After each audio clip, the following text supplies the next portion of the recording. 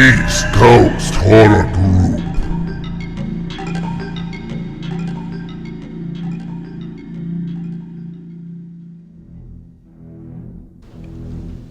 You all know me, know how I earn a living.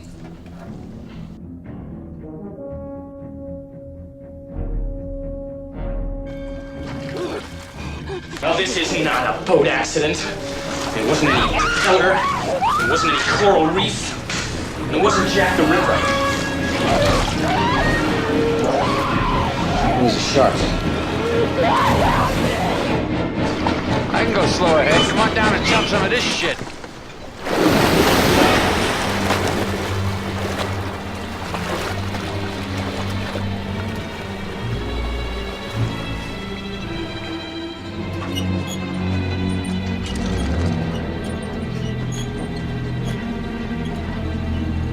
You're gonna need a bigger boat. Hello, everybody. Thank you for coming. You know, this was the 40th anniversary year for Jaws, so we have a very special panel with us today. And so opening here, that we are going to have to wait for images.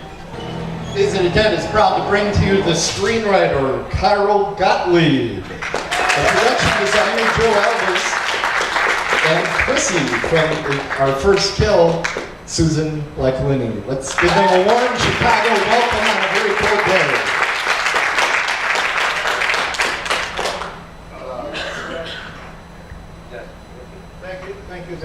Thank you, Tim. The bad news is we're late, I'm sorry, but the good news is we'll finish early. They do have planes to catch, so we're going to get right into the content. Now, with the 40th anniversary, a lot of people are talking about the troubled nature of the production, and Joe, you're sitting closest, so I'm going to be asking you about it. At what point did you feel there was a turning point and things started to go your direction and Jaws became the classic that it is today? I would say the turning point is when we saw the first screening and the audience screamed and they didn't laugh. All right. Okay. I would say the turning point wasn't until we saw the first screening, and because everybody had questions about it, because we were buzzing over schedule. And when we were doing the movie, the shark made all sorts of strange sounds. We didn't have the John Williams music, and so the crew would laugh at the shark after the shot. So yeah, we were concerned what the audience would do. And so when they didn't laugh and they screamed, not only did we realize for the first time, the executives of the studio realized for the first time, huddled in the bathroom in the Lakewood Theater, and decided to make a wide, distribution, which wasn't done at that time. So yeah, it wasn't till the end. As far as an individual, those of us closely involved were very satisfied with some of the stuff we were getting. Susan, you were probably involved in one of the most iconic kill scenes in all moviedom, and there's a lot of talk about how that scene, at first the shark was going to be visible, and it turned into the shark being under the water. At what point did you know this was going to be iconic, or was it again after it was screened? Well, the first time I saw it, when it first came out, I was in Mexico doing another movie. And I think the first time I realized it was big was when I came home and saw the lines around the block. So how much of that fear is real, and how, because you had all these guys on lines pulling you back and forth. Well, I swam competitively as a kid, and then I swam professionally as a mermaid. So I didn't have any fear of the water. And I was a lot younger, I might add. And I didn't have any problems at all with it. The guys were all real good. Joe was one of the guys on cable that was pulling me back and forth. I had a pair of cut-off Levi's on, and they attached cables to both sides and ran them through pilings out in the water, and then 50 yards into the beach. And the guys had marks on the sand and would run back and forth. So they really had the hard job. I just kind of had to ride. Very convincing, right? A very convincing ride indeed. I think it sets the tone for the whole movie. Oh, well, thank you. Now, Carl, you came in and there's a lot of drafts of the script, as you'll learn if you read his book, Jaws Log. What was their plan when they brought you on? What were you brought on for? They were nervous, especially Stephen had some concerns about the script, and the producers wanted the director to be happy with the script. And Stephen's criticisms and my own comments, because I was a friend of Stephen's then, and he had shown me the script and said, "What do you think? First of all, do you want to be in this picture as an actor? That way you'll be there." Because we were friends, and he knew that I knew comedy, and I was a writer, but I hadn't been signed as a writer. But he said, "Tell me what you think of the script." I wrote him a memo. He showed the memo to the producers. They called me in, and we had a lengthy discussion about a lot of things that we thought were wrong with the script. And this was 3 weeks before we started shooting. And normally, when you have a script where you think a lot of things are wrong, you do that 6 months or a year before production. But with 3 weeks to go, they said, "Can you be on a plane tomorrow to go to the location with Stephen and start rewriting the script as you go?" And I said, "Okay, it's not a good," and nobody told us that this was not a good way to make a movie. But as it turns out, the urgency and the immediacy of writing stuff that had to be shot soon, and writing for actors whose voices we could hear, we knew, made it a great collaboration. So I kind of rolled up my sleeves, threw out 3 subplots in half of my character, and went ahead and wrote the movie on location.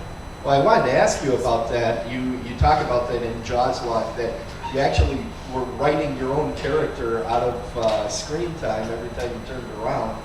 Yeah, greater love hath no writer than to have his character as an actor. Well, my question is, why didn't you write him back in Jaws 2? I hadn't planned on doing Jaws 2 until a similar situation came up. They started the picture with a different script and a different director than the ones who finished it. They fired them 2 weeks into production and took a hiatus and asked Joe helped them find a replacement director, the guy he had worked with a lot, because Joe knew he'd be up to his elbows in the second unit and sharp work. And they asked me to come back under the same circumstances. We're already shooting, we need help. So I went back in and worked on that movie too.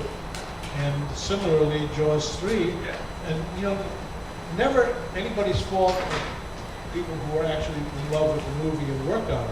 It was whenever the picture or the script got in trouble, it was because disinterested or, how should I say, ignorant producers, not Zanuck and Brown, but the others, were in over their heads and didn't know quite how to manage things properly and had no eye or ear for dialogue or script or how the picture was a hit. They didn't know what the elements were. And we knew because we had been there. Well, and I think Jaws 2 was kind of the beginning of sequelitis in Hollywood. It was famously made fun of, in fact, in the future too, with how many sequels at that time it seemed like it was going to go on forever, all the Jaws movies. Well, the iron law of sequels, and this is very evident in this convention, there's a lot of sequels. The iron law of sequels is only the last one loses money. Yeah, well, what happened? That is when Jaws 3, I directed that, and I came up with the idea of doing 3D. But the studio was already giving up on that, and they sort of sold it to a sort of low rent producer. Alan Lansberg, who did very strange television things, and wanted to use real sharks and phony people, and it was crazy. But you're right, the sequels weren't really hot at that time. Right, and Jaws 3, I was going to talk to you about. There's very famously, there was a script out there, Jaws 3 People Zero. Were you involved at that point? No. And I was doing a picture for Zanuck and Brown called The Ninja, which I worked on for 9 months, and then it was canceled. And I got back, and Verna Fields, who won the Academy Award for editing Jaws, who is now vice president. I went to see her, because we always went to see her, and it's a really nice lady. And she says, this is disgusting. They're making a movie about laughing at the people that made the most successful movie. Joe Dante was involved, Carl knew some people. It was Matty Simmons in the Lampoon Group. And they actually went, I used to think that there was never a script, only a treatment, but I guess they went as far as a script. And as Verna pointed out to the studio, why would you mock your, Universal Studios went 45 years without an Oscar for Best Picture between All Quiet on the Western Front in 1931 and The Sting in 1973.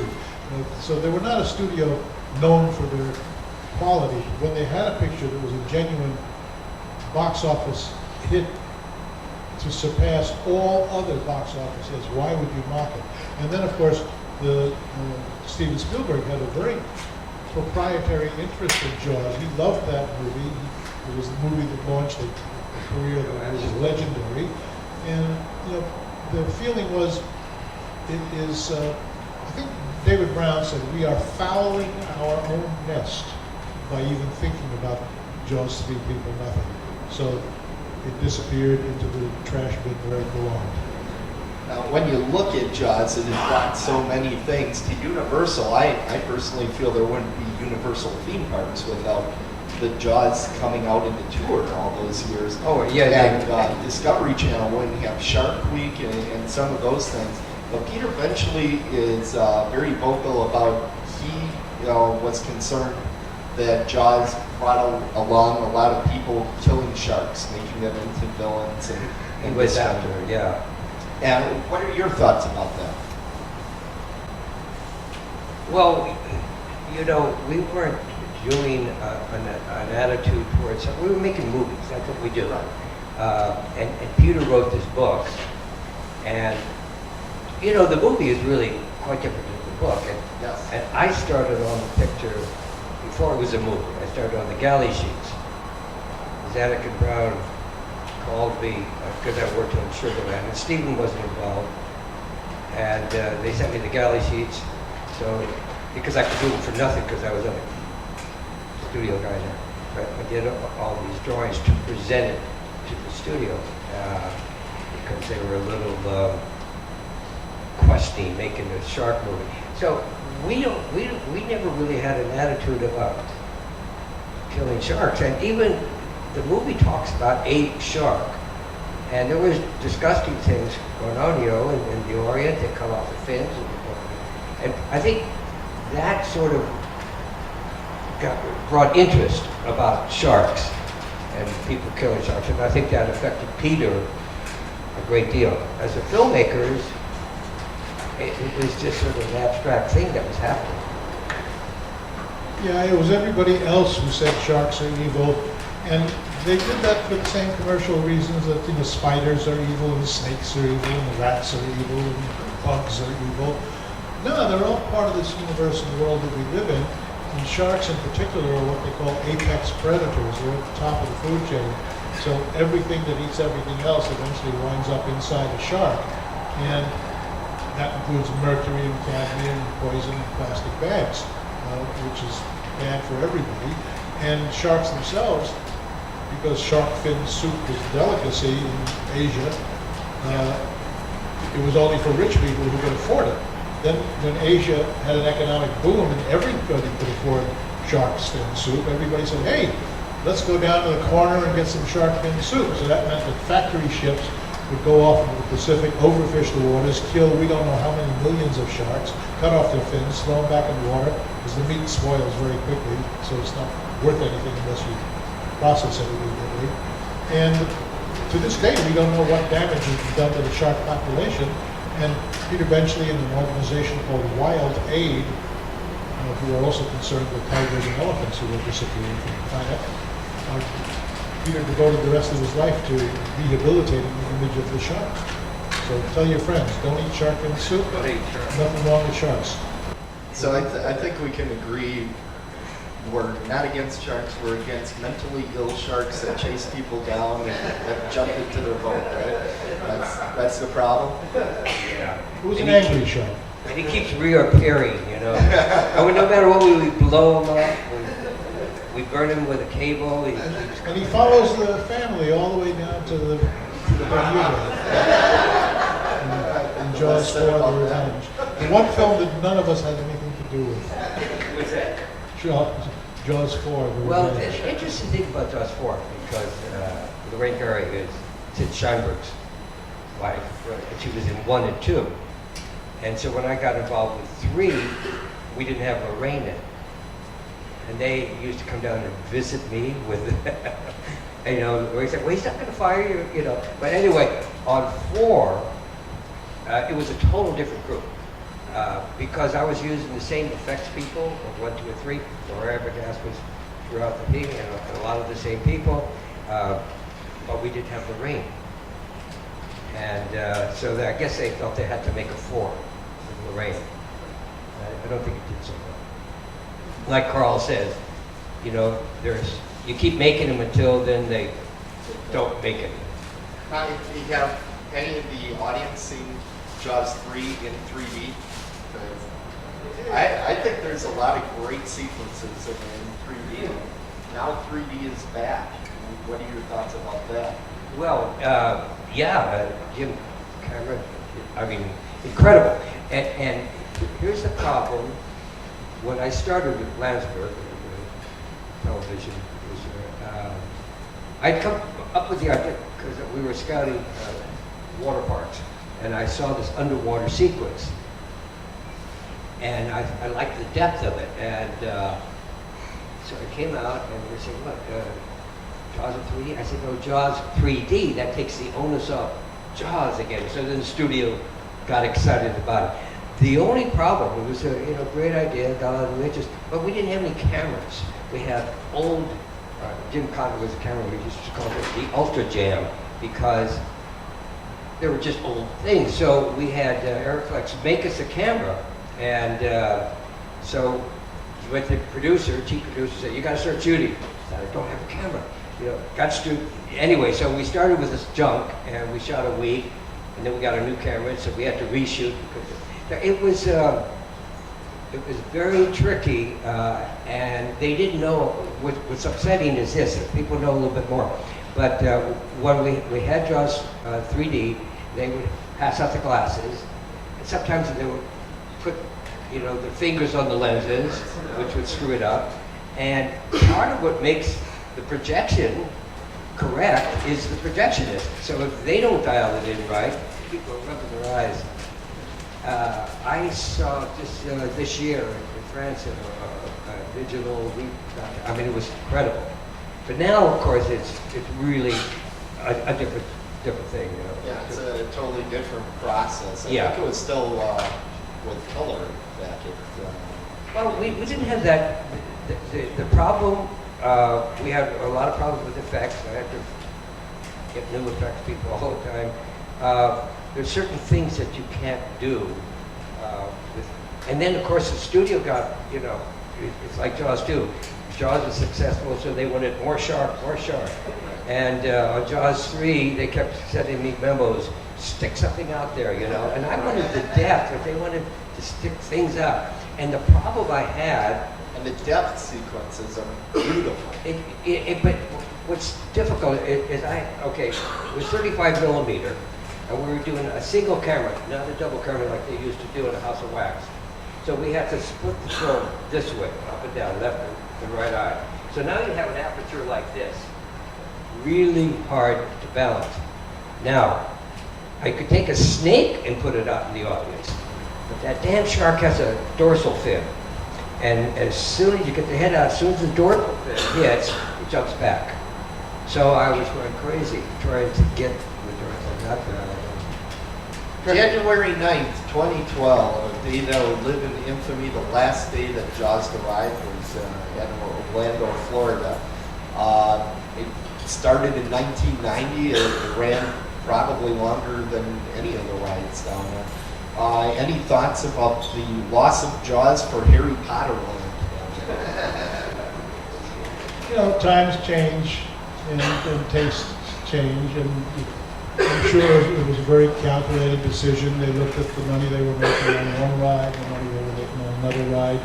But the best thing about the ride up at the Universal City was that when they first installed it, Stephen and I, we could get in a car at lunchtime and drive up to the back lot and kind of hide behind the lake where the tourists couldn't see us.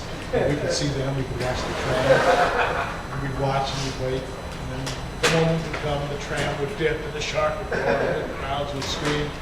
And Stephen would like shake his head and say, it took us 6 months to get, 30 minutes of shark. This contraption works every 20 minutes all the way. And then Joe and I had to remind him, yeah, but all this thing has to do is go, ooh, and disappear. Was that the one with the banana teeth?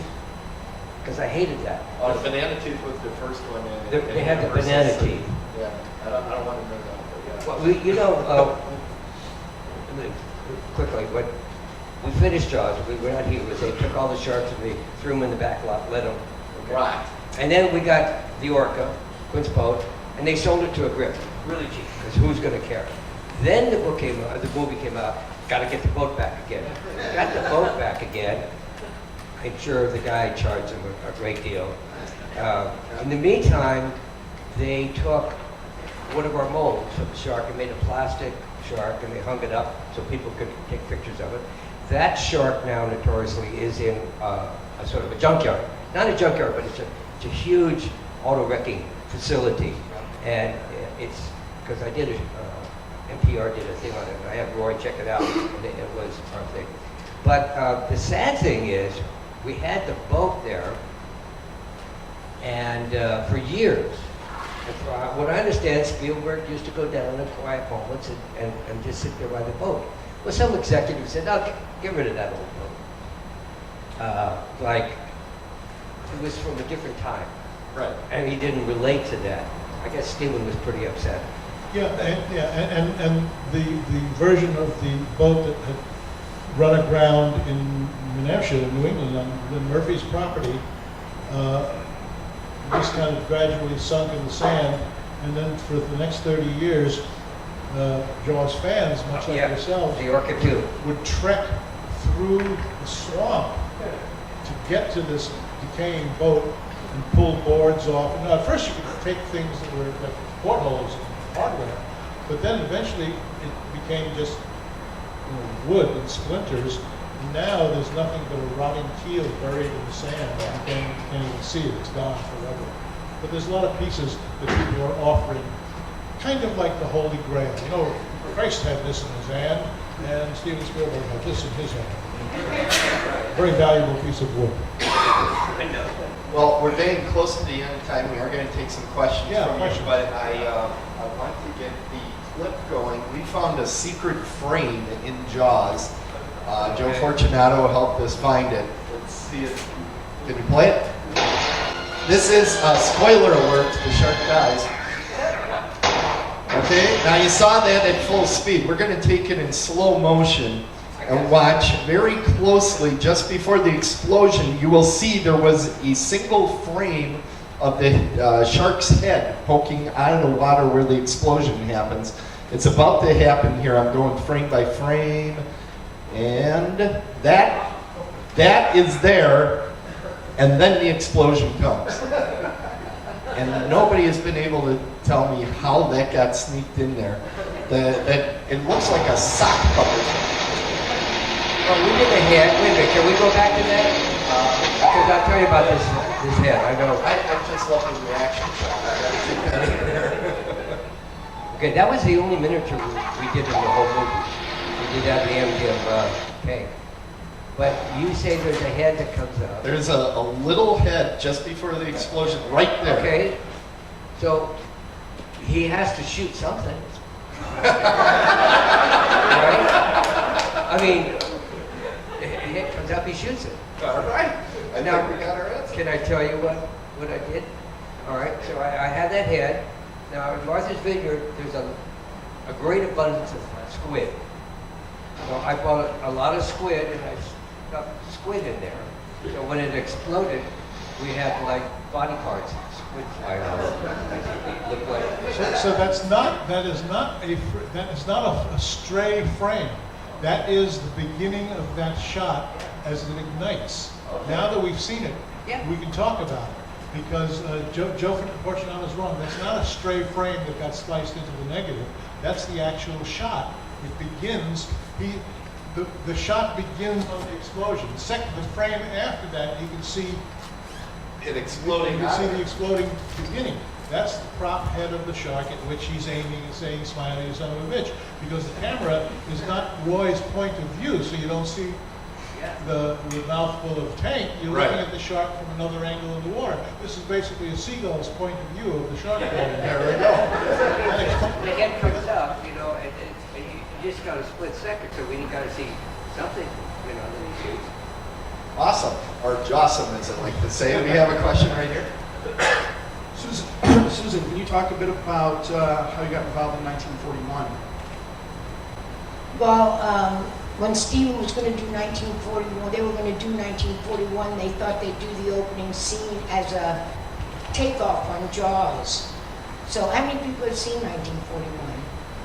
All right, well what they did was they had me drive down in an old car, get in the water, swim out. Instead of a shark coming out, a periscope comes out, and I get caught on the periscope.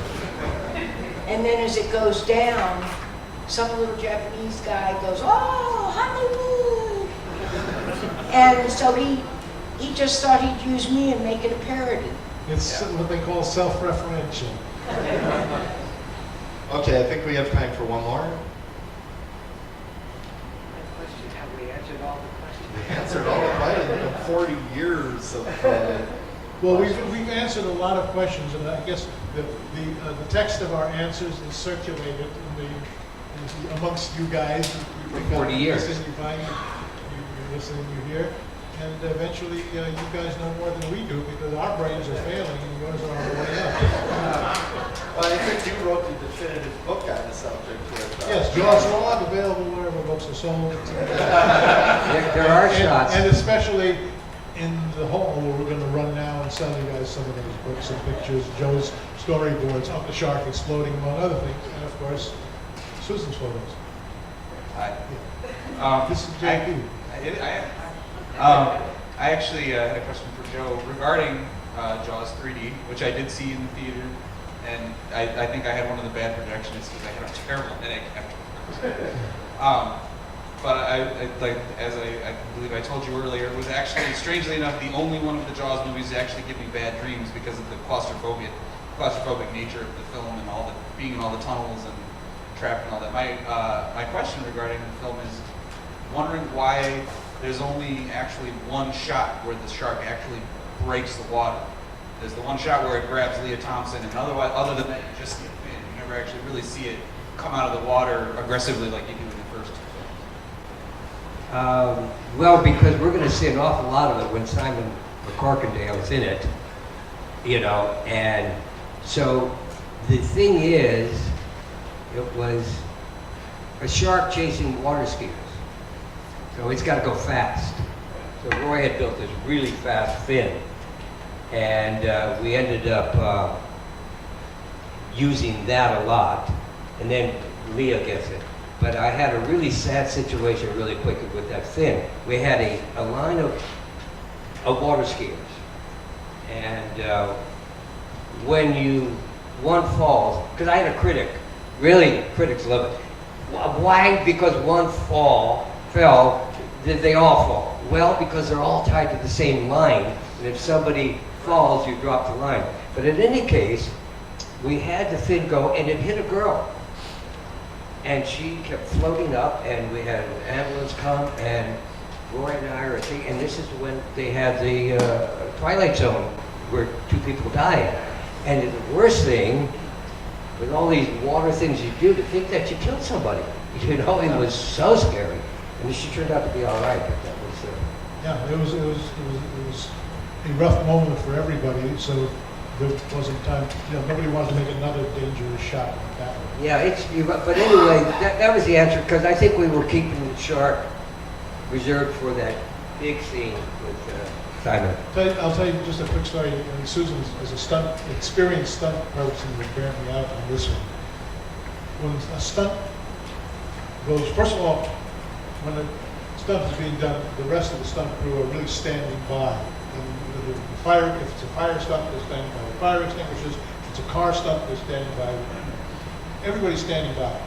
And the worst inhumanity of Hollywood is when a stunt goes wrong, a uncaring director will say first, not, are you all right, but did you get the shot? And, that's our business. And stunt people kind of live with that because Susan knows if she's, hurt in a stunt, the director's not going to say, hey, are you all right? They're going to say, did you turn the cameraman and say, are you all right for take 2? Please be all right for shot 2. Yeah, and that's by the way why stunt players are paid by the stunt. I mean, with an actor, you hire them for a day and they do everything you tell them to all day. The stunt person does the stunt and negotiates a price or together with the stunt gaffer. And then if they do the stunt again, you pay again for the same stunt. You don't get free stunts. Stunt people are the ones that are allowed to get hurt. The only ones who are paid. I know you guys have to get to a flight that need to get back to their tables. Please go on over. They have lots of great merchandise over there. They'll be there just a little bit longer. And then they're going to have to leave. Let's say